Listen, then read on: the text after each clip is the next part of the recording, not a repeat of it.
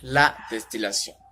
La destilación es un proceso de separación de sustancias que hace uso a su vez de la evaporización y la condensación para así poder conocer más a fondo las características y los componentes de la sustancia a la cual vamos a trabajar.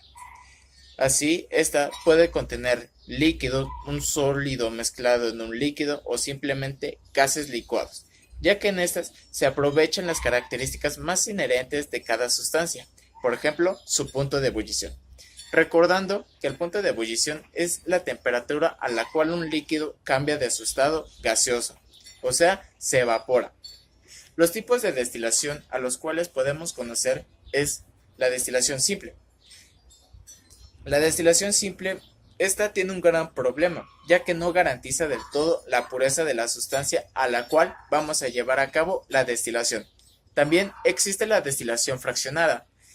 Esta se lleva a cabo mediante una columna de fraccionamiento que emplea diferentes placas a las cuales se va a producir de manera sucesiva la evaporización y la condensación, garantizando una mayor concentración de resultado. También existe la destilación al vacío. Esta vamos a emplear la presión del vacío para poder catalizar un proceso de destilación, reduciéndose el punto de ebullición de las sustancias a la mitad. También podemos conocer la destilación azeotrópica. Esta quiere decir que vamos a romper sus azeótropos. ¿Qué quiere decir? De que vamos a poder llevar a cabo esta destilación conociéndose sus puntos de ebullición. También por arrastre de vapor. Estas se separan sus componentes volátiles y no volátiles de una mezcla a partir de la inyección directa de vapor de agua para poder propiciar la separación de la mezcla. También existe la destilación seca. Esta se basa en la calefacción de materiales sólidos sin ayuda de solventes líquidos para poder producir gases que se condensen dentro de otro recipiente. Y por último, la destilación mejorada.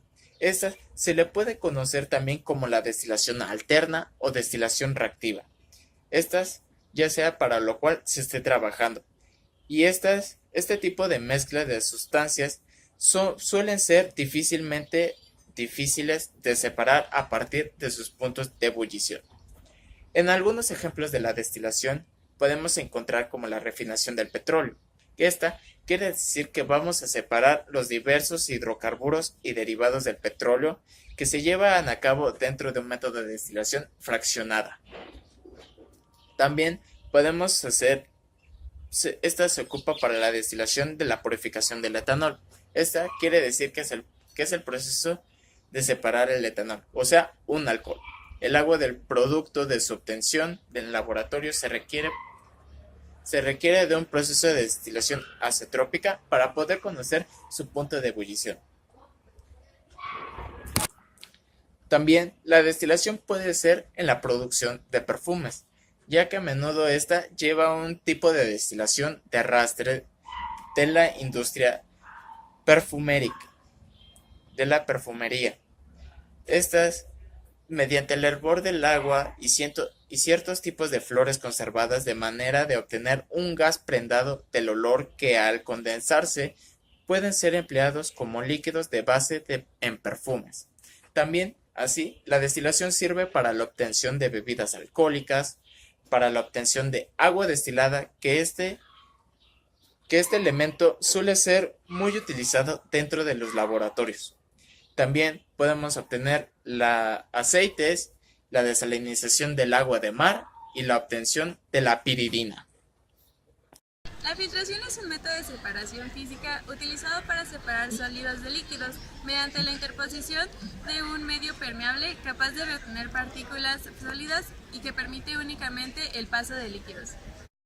Entre las aplicaciones de la vida cotidiana de la filtración podemos encontrar la cocción de la pasta, pues esta debe cocinarse en agua hirviendo para que se hidrate y recupere la elasticidad y textura características de ella, pero se consume fuera de la misma, así que debe filtrarse, dejando que el agua escurra y la pasta cocinada permanezca en el colador. También lo encontramos en el colado de jugos, pues en la elaboración de estos se licúa la fruta en trozos enteros con agua o se exprime la pulpa para obtener el jugo. Sea cual sea el caso, luego se deberá colar para separar los residuos sólidos de fibra o pulpa del líquido propiamente dicho. También está presente en los filtros de aire, pues en muchos entornos cerrados o incluso en el sistema de inyección de aire de los motores automóviles se emplean filtros para retener las impurezas suspendidas en el aire, como partículas de polvo y otros elementos sólidos diminutos, manteniendo así el aire que ingresa al sistema lo más limpio posible. La evaporación es un proceso de transición de fase que experimenta una sustancia a partir de un estado de líquido a un estado de vapor o gas. Se utiliza para separar componentes de mezclas sólidas y líquidas solubles y mezclas líquidas volátiles y no volátiles.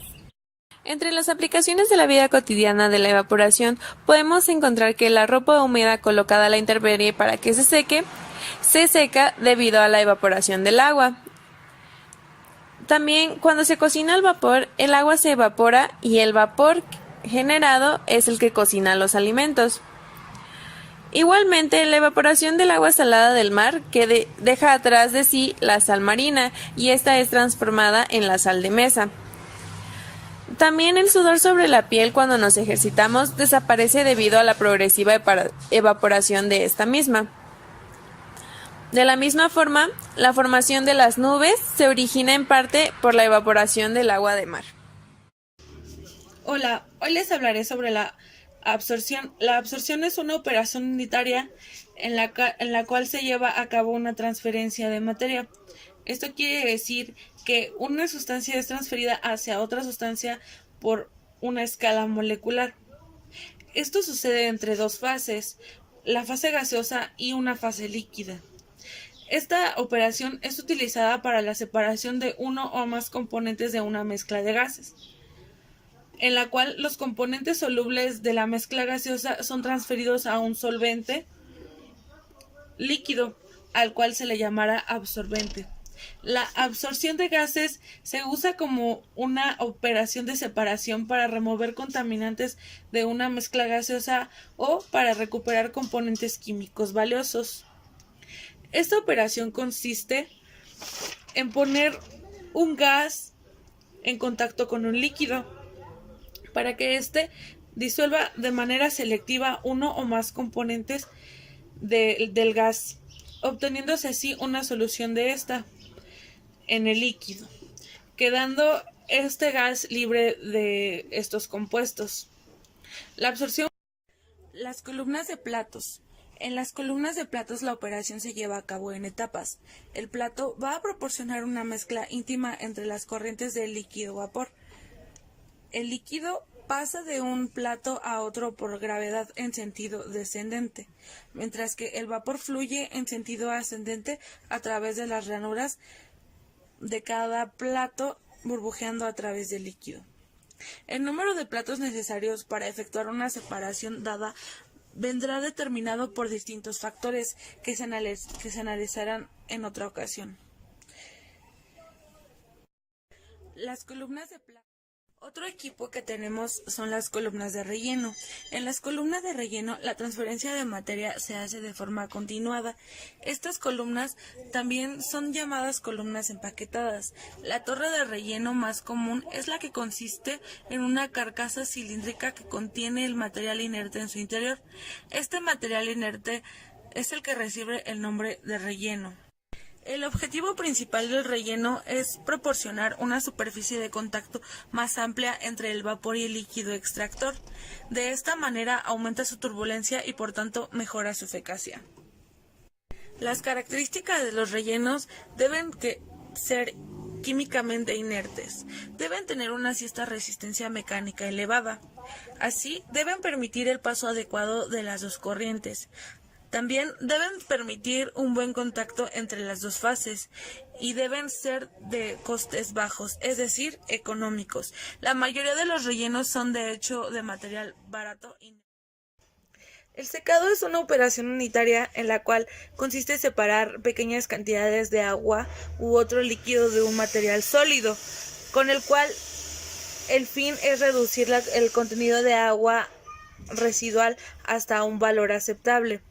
Se entiende por secado la separación de la humedad de los sólidos o de los líquidos por evaporación entre una corriente gaseosa.